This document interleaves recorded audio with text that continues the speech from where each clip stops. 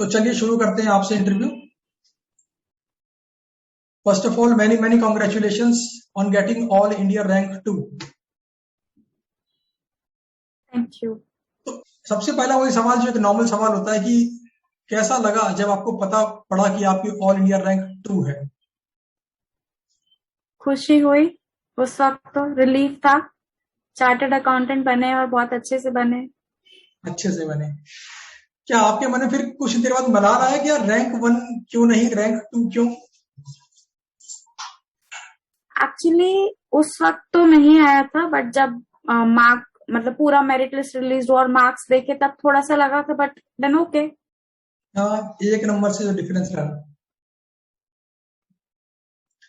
तो मैं आपसे इसके अंदर ना काफी सारे सवाल पूछूंगा जो आपने एक्चुअल में इम्प्लीमेंट किए तौर तरीके और जैसे आपने पढ़ाई की है और आप ऑल इंडिया रैंक 2 लेकर आए हैं, तो इससे क्या होगा, जो स्टूडेंट्स वीडियो को देखेंगे उनको हेल्प मिलेगी कि कैसे प्रिपरेशन करनी चाहिए।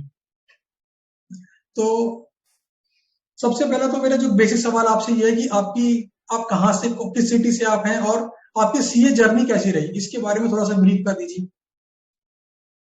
स्ट्रगल क्या रही? मैं इंदौर से बेस्ड हूँ जी। मैं इंदौर से बेस्ड हूँ। सीए की जर्नी अभी तक अच्छी रही, सब कुछ फर्स्ट अटेम्प्ट में क्लियर हो गया। सीपीटी में भी अच्छे मार्क्स थे। इंटरमीडिएट में I got all India rank first and now final with all India rank 2। तो सीए का journey was very good and I got to do industrial training with Unilever as well. So it was a good wonderful journey. Okay. तो अब कुछ basic सवाल है जो सभी से पूछे जाते हैं लगभग इंटरव्यू के अंदर, ताकि स्टूडेंट को एडवाइस मिले। तो सबसे पहला सवाल यह है कि एक दिन में आपने लगभग कितने घंटे की पढ़ाई की और कितने समय तक वैसी पढ़ाई की? कितने घंटे और कितने समय तक? कितने घंटों की पढ़ाई नहीं होती है एक्चुअली। टॉपिक्स होते हैं जो आपको पर्टिकुलर डे पे खत्म करने होते हैं, तो अब वो टॉपिक 2 घंटे में भी खत्म हो जाए तो उस दिन की पढ़ाई हो गई। और फिर 8 घंटे या 12 घंटे भी लग रहे हैं तो 12 घंटे चल रहा है फिर वो दिन। सो नहीं, मतलब बेसिकली ऐसे ही पढ़ाई की है। ऑन एन एवरेज कितना घंटा, भाई 10 घंटे एवरेज, 9 घंटे एवरेज पढ़ाई करी, 8 घंटे एवरेज पढ़ाई करी? On an average normal days पे, मतलब जो इनिशियल 2 महीना मुझे छुट्टी का मिला था, उसमें आप बोल सकते हैं कि 10 से 12 घंटे ऑन एन एवरेज चला था। ओके। तो आपने और जो लास्ट 1 मंथ बच हाँ बोलिए। जो लास्ट 1 मंथ बचता है उसमें थोड़ा सा एक्सटेंड हो गया था टाइम, 15-14 आवर्स भी जा रहा था। ओके। अच्छा, तो आपने आखिरी के 2 महीने इतनी पढ़ाई की, उसके पहले कैसे प्रिपरेशन किया आपने विद आर्टिकलशिप के साथ साथ मेरा बेसिक एम था कि मैं 2-2 सब्जेक्ट्स उठा के चलती थी। एक प्रैक्टिकल, एक थ्योरी, या जिस भी सब्जेक्ट के साथ मैं कंफर्टेबल होती थी कि ये दोनों साथ में कर सकते हैं। फिर वो जैसे 2-3-4 महीने आर्टिकलशिप के साथ वो सारे क्लासेस देखने में, नोट्स बनाने में निकलते थे। तो जैसे वो 3-4 महीने होते थे, फिर एक 10-12 दिन का सब्जेक्ट्स के हिसाब से ब्रेक पीरियड सॉर्ट ऑफ होता था, जिसमें वो 3-4 महीने में मैंने जो भी पढ़ा है उसको से या क्लास के नोट्स हैं उससे भी रेफर करके फाइनली एक रिवीजन हो जाता था कि हाँ बेसिकली इतना इतना पढ़ा है अभी तक, और आगे के लिए एक बेस बन जाता था नेक्स्ट रिविजन्स के लिए। ओके। तो आर्टिकलशिप के दौरान ऐसे ही क्लासेस खत्म हुए और एक या 2 रिवीजन आप ऐसे बोल सकते हैं खत्म हो गया था आर्टिकलशिप खत्म होते होते। अच्छा, आर्टिकलशिप में आपने अपने 1 या 2 रिवीजन भी कर लिए थे, और 2 महीने में कितने रिवीजन किए फिर आपने? 2 महीने में 2 रिवीजन तो सब सब्जेक्ट्स के हो गए थे, और कुछ थ्योरी सब्जेक्ट्स जैसे ऑडिट है और जो थोड़े मेरे को टफ टॉपिक्स लगते थे उसके लिए देन 3 या 4 रिवीजन भी हो गए थे। ओके।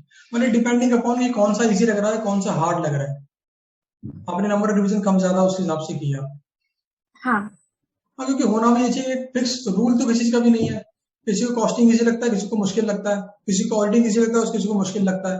तो डिपेंडिंग अपॉन कि आपको इजी लगता है कि मुश्किल, नंबर ऑफ रिवीजन ऊपर नीचे हो सकते हैं किसी के भी। और आपने जो पढ़ाई की थी रिवीजन के टाइम पर आखिरी के 2 महीनों में, तो आपने एक दिन में कितने सब्जेक्ट पढ़े थे? 1, 2, 3 कैसे? डीटी आईडीटी मतलब जो टैक्सेशन सब्जेक्ट्स है वो तो मैं एक दिन में एक ही सब्जेक्ट उठाती थी। ओके। बाकी 6 सब्जेक्ट्स के लिए एक साथ 2 सब्जेक्ट्स किए थे एक दिन में। एक टाइम पे 2 सब्जेक्ट लिए थे आपने? और बाकी आपने ऐसा भी कोई डिसाइड किया था कि भाई आपका फेवरेट पेपर है उसको इस टाइम पढ़ना है, या थोड़ा सा बोरिंग है उसको इस टाइम पढ़ना है, ऐसी प्लानिंग की थी आपने? एक्चुअली मैं कोशिश करती थी कि वो जो दो दो सब्जेक्ट का सेट में उठाती थी, उसमें से एक सब्जेक्ट मुझे ज्यादा पसंद हो और एक सब्जेक्ट में मैं इतना स्ट्रांग ना हूँ, तो वो पूरे दिन का फ्लो बना रहता था कि एक बार पढ़ के अब मन नहीं हो रहा तो मैं दूसरे पे शिफ्ट कर लिया, फिर वहां से पढ़ के दोबारा यहाँ पे शिफ्ट किया, तो ऐसे वो फ्लो ऐसे ही चलता था। ऐसे ही करते थे आप? और आप जैसे आप नाइट में पढ़ते थे कुछ, तो या फिर दिन वाले स्टूडेंट थे आप? ये होता नाइट बर्निंग वाली लोग, रात में पढ़ना है मेरे को, ये होता नहीं दिन में पढ़ना है मेरे को, ऐसा कुछ था? नहीं, ऐसा कुछ फिक्स्ड नहीं था। मतलब मैं सुबह 4 बजे उठ के भी पढ़ी हूँ और सुबह 8 बजे तक भी पढ़ी हूँ। सो अच्छा, जब जैसा मन हो मेरा। डिपेंडिंग अपॉन कि मन क्या कर रहा है, अभी पढ़ने कर रहा है तो पढ़ाई करो वरना आराम करो। अच्छा जी। आपने प्रैक्टिकल पेपर की प्रिपरेशन कैसे की? मतलब कोई स्ट्रेटेजी आपने स्पेसिफिक फॉलो की प्रैक्टिकल पेपर के लिए?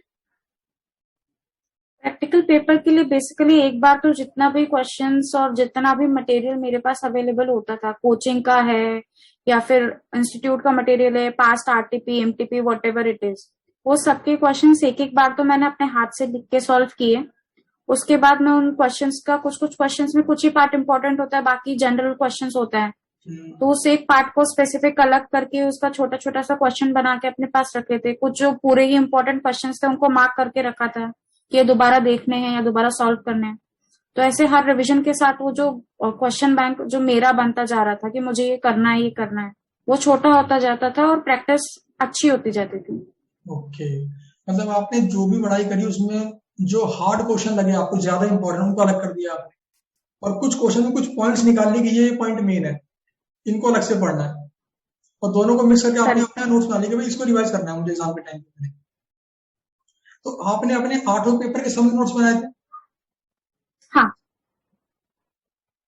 तो समरी नोट्स के लिए आपने अलग से रजिस्टर मेंटेन किया था, या फिर उसी बुक में हाईलाइट कर दिया, या उसी में शॉर्ट में लिख दिया, या अलग से प्रॉपर एक रजिस्टर बनाया आपने?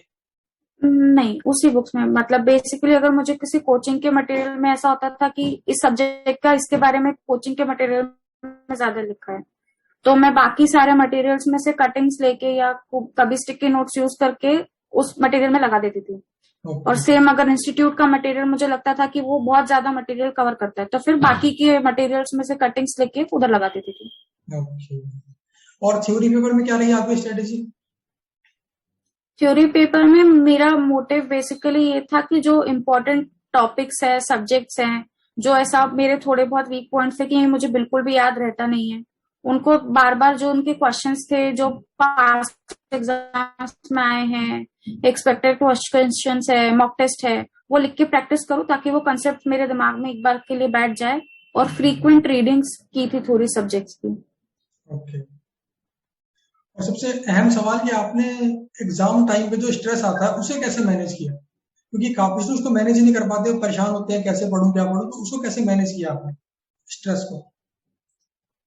एग्जाम स्ट्रेस में बेसिकली बस इतना सोच के चलती थी कि जितना भी मटेरियल अभी मैंने इकट्ठा कर लिया है, मेरे समरी नोट्स या कैसे भी तरीके से, मुझे बस उसको उस गिवन टाइमलाइन में कंप्लीट करना है। अब उसके बाद ऑब्वियसली एग्जाम पेपर में जो भी आएगा वो मेरे हाथ में नहीं है, और उसके बाद भी जो होगा वो भी मेरे हाथ में नहीं है। बट जब तक का जो मटेरियल कवर मैं कर सकती हूँ, वो हम्म, उतना एम रहता था कि 1.5 दिन अगर मिल रहा है तो मैं 1.5 दिन में जितना मैंने इकट्ठा किया कि मुझे ये तो पढ़ के जाना ही है, उतना कवर कर पाऊँ। उतना कवर कर पाओ। अच्छा, जो स्टूडेंट इस वीडियोस को देखेंगे उनको अगर आप गाइड करना चाहें कि उन्हें अपनी प्रिपरेशन की स्ट्रेटेजी कैसे बनानी चाहिए विद आर्टिकलशिप और रिवीजन के लिए, तो कैसे वो ओवरऑल आठों के आठों सब्जेक्ट को पढ़कर एक अच्छे नंबर लाकर फर्स्ट एग्जाम के अंदर एटलीस्ट दोनों ग्रुप क्वालिफाई कर पाए, तो क्या टेक्निक आपके हिसाब से उन्हें फॉलो करनी चाहिए? फर्स्ट ऑफ ऑल मैं बोलूंगी कि बहुत सारे स्टूडेंट्स ऐसे होते हैं जो इंटर क्लास पास करने के बाद 1 साल बाद 1.5 साल बाद तो क्लासेस स्टार्ट ही करते हैं, हम्म, बिकॉज उस वक्त आर्टिकलशिप चल रही है या भी बहुत टाइम है बाद में करेंगे। तो थोड़ा सा जल्दी स्टार्ट कीजिए, जैसे ही आप आपके फॉर्म में थोड़ा सेटल हो जाए, आपको वहाँ का टाइम टेबल वर्क एनवायरनमेंट सब समझ आ जाए, तो उस हिसाब से आपके क्लासेस वहाँ पे फिट कर लीजिए कि आप कब देख सकते हैं कब पढ़ सकते हैं। वैसे ही जल्दी क्लासेस स्टार्ट कर दीजिए, और क्लासेस करते करते जितना भी क्लास में पढ़ाया जा रहा है वो भी प्रैक्टिस कीजिए, और खुद के साइड से भी छोटा छोटा सा रिवीजन करते जाइए। मे बी याद रखने के मोटिव से नहीं, बट पैसिव रीडिंग भी अगर आप करते जाएंगे तो थोड़ा सा रिटेन होता जाएगा। तो आर्टिकलशिप के दौरान आप कोशिश कीजिए कि आपके एटलीस्ट सारे क्लासेस खत्म हो जाए और सभी सब्जेक्ट्स की एटलीस्ट एक या दो पैसिव रीडिंग्स तो एटलीस्ट आप कर लें। ओके। उसके बाद जितनी भी आपको छुट्टी मिलती है फॉर्म से या आप जिधर भी या तो ट्रेनिंग कर रहे हैं वहां से, उस दौरान अपना एक प्रॉपर शेड्यूल बनाइए कि आपको कितने रिवीजन एग्जैक्टली किस सब्जेक्ट के लिए करना है। उस हिसाब से डेज या आर आप जैसे भी कंफर्टेबल हो वैसे अलॉट कीजिए और कोशिश कीजिए कि वो डे और आर आपने जो भी अलॉट किए उसी टाइम में और वो सब्जेक्ट आप खत्म कर पाए। बिकॉज स्पिल ओवर्स के लिए बाद में सिर्फ एग्जाम डेज बचते हैं जो बिल्कुल एब्जॉर्ब नहीं कर सकते हैं उसको। तो रियलिस्टिक शेड्यूल बनाओ और उसको फॉलो करने की भी कोशिश करो। ये सारा एक स्ट्रेटेजी रहेगी, इससे बच्चे को फॉलो करके अच्छे नंबर ला सकता है, और अगर वो हाँ। थोड़ा सा मेहनती और इंटेलिजेंट है तो रैंक भी लेके आ सकता है। और कोई खास चीज जो आप शेयर करना चाहें स्टूडेंट के बेनिफिट के लिए, ताकि उनको कुछ मोटिवेशन मिले, या कैसे अपने आप को आपने मोटिवेटेड रखा कि भाई इंटर में रैंक 1 तो फाइनल में भी रैंक लानी है? मोटिवेटेड यही पढ़ाई को मन लगा के करो, मतलब पास होना है सिर्फ ये सोच के करना is not a good thing. Because वो कांस्टेंट फिर माइंड में टेंशन रहता है कि पास होने जितना ही पढ़ते हैं या ये पढ़ तो रहा हूं पर नहीं आया तो क्या होगा। तो वो सारी चीजें नहीं माइंड में सोचे, पढ़ने के लिए पढ़े तो आपको थोड़ा सा इंटरेस्ट भी बनेगा, कंसेप्ट समझ में आएंगे जल्दी। और जब फाइनल क्लास पास करके आप जब जॉब के लिए या प्रैक्टिस के लिए जिधर तो भी जाएंगे वहां पे भी जो आपने समझा है अल्टीमेटली वो काम आएगा।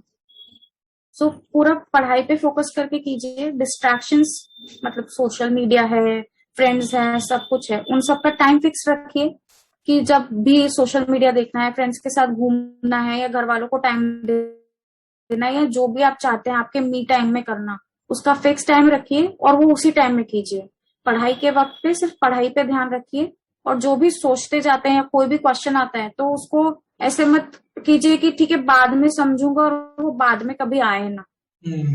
अगर आपने बाद के लिए भी कुछ रिजर्व करके रखा है कि मेरे को देखना है या करना है तो उसको फॉलो अप लीजिए उसका, और टाइम पे खत्म कीजिए उसको। हाँ। तो मैंने आपसे लगभग वो सारे सवाल पूछ लिए जिनके बेसिस पर कोई भी स्टूडेंट इस वीडियो को देखकर एक प्रॉपर गाइडेंस के, मतलब एक ऐसी गाइडेंस जो कि इम्प्लीमेंट करने पे रिजल्ट आया है, फॉलो करके अच्छे नंबर लेके पास हो सकता है।